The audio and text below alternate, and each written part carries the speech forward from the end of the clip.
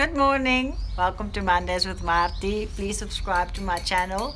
So today you can see I've learned not a lesson, but I've discovered why I like to do Mondays with Marthie 7:45, because 8 o'clock the internet is very bad. So I'm actually doing this on my cell phone data. Anyway, the three things I wanted to talk to you about is where is your home? The second thing is who takes care of the caregiver, and Sundays are rest days. So the first thing is where is your home? Sometimes I think people think home is a place, but I think it's not a place. It's you are the body of what home means to you, and what you collect around you in terms of places and furniture and buildings and people is the next layer. And the home is, for me, is a thing that you have to consider. I lived in Canada for 10 years, and that was home for 10 years, but it wasn't under my skin, it wasn't in my blood. It's something that I had to put on like clothes, so home for me means that I know who I am and what makes me happy and what I want to be known for and what my identity is. But it's also where I can resonate and make a difference. So for me to be in South Africa is significant because I can make a difference. People still need me. Where in Canada I felt people were sorted, they had everything under control, they didn't need you to play a role. You had to really dig deep to find a purpose for me, because I like helping people. So yes, that is my thing. Home, that's what home means to me. And the second one is who takes care of the caregiver. And I think this is the thing I find a lot with senior clients is they let's say it's a couple and one has Alzheimer's, especially Alzheimer's, and then the main caregiver, who takes a lot of responsibility, is under a lot of stress, and people don't always realize. So it's very important to make sure that you take care of the caregiver, and that the caregiver also realizes that they need a break. Otherwise it might lead to abuse.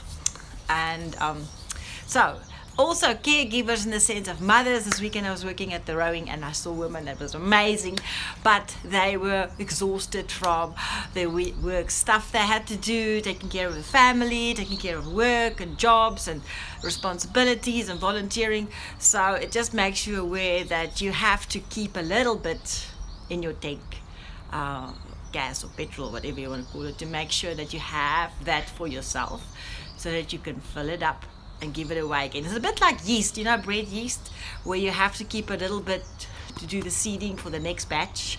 And I know one of my friends says she grew up in Namakwaland, where they would give that seeding away to neighbors so that they could start their own bread again. So it's a significant thing to keep enough for yourself to stay healthy.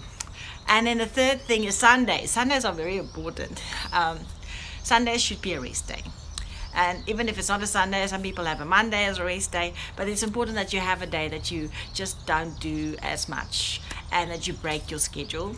And I think in today's day it's a very overstimulated environment with TV and cell phones and social media, and it's needed that you have a day where you can just break with that and have enough rest that you can refill your space that energizes you, so that you have that again for the rest of the week. So that's one thing while I'm late today is I was up till 5 o'clock this morning finishing a video presentation for my daughter, and it was not my thing. So I think next time I will delegate it to somebody, but I'm the mother, so I'm the one that's supposed to know how it works. But anyway, I've learned a lot, and I've also learned how to do live streaming after 8 because the Wi-Fi is very bad.